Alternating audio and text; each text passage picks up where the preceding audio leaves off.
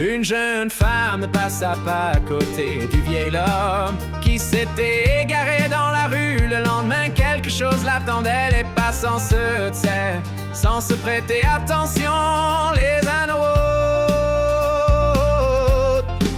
Anna, elle aussi, pressait le pas, redoutant d'arriver en retard à une réunion importante. Soudain, son regard se posa sur un banc situé à l'écart du chemin principal. Sur ce banc était assis un vieil homme, habillé avec soin, une canne à la main. Il fixait pensivement un point au loin. Quelque chose dans son allure fit ralentir Anna. Excusez-moi, quelle heure est-il demandant le vieil homme, remarquant son intérêt. Il est 1h30, répondit Anna en jetant un coup d'œil à sa montre.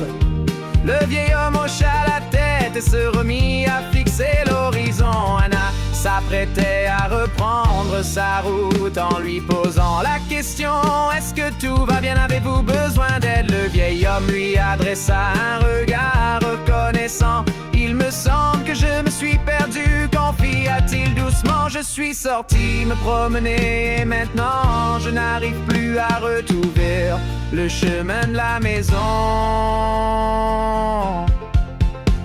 Anna s'assit à ses côtés, la réunion semblait moins importante. Elle demanda avec douceur: pourriez-vous me dire votre nom? Je m'appelle Victor Semenovic, se présenta le vieil homme après une courte pause. Vous souvenez-vous de votre adresse ou du numéro de téléphone d'un proche? Victor plissa les yeux, essayant de se concentrer. Au bout d'une minute, il prononça son adresse ainsi que son numéro de téléphone. Anna sortit son portable et composa le numéro. Alors résonna une voix masculine. Anna répondit: je suis en présence d'un homme qui se nomme Victor. L'homme au téléphone lui répondit: c'est mon père. Pouvez-vous me donner l'adresse où il se trouve? Au bout d'un quart d'heure, une voiture noire arriva. Papa, s'exclama l'homme en approchant du banc. Je t'avais dit de ne pas sortir seul. Serge aida son père à se relever et se tourna vers Anna. Je ne peux vous exprimer toute ma gratitude. Je n'imagine pas ce qui aurait pu se passer sans votre aide, déclara-t-il. Comment vous appelez-vous?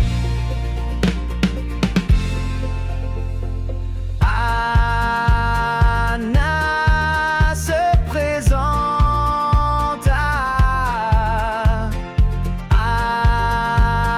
Anna, je vous suis. Extrêmement reconnaissant, mon père ne restera plus jamais sans surveillance. Anna prit congé. Elle reçut une invitation d'un certain Serge. Elle s'y rendait sur les lieux. Anna rentrait dans un vaste bureau où se trouvait Serge. Surprenant, dit Serge. Hier, vous avez aidé mon père sans rien attendre en retour. C'est pourquoi je souhaite vous faire une proposition. Il sortit un dossier et le déposa devant Anna. Je vous propose un poste dans mon entreprise, un salaire 2 fois supérieur à votre rémunération actuelle, un logement en fonction. Anna parcourut les conditions du contrat. Oh, et elle parcourut les conditions du contrat.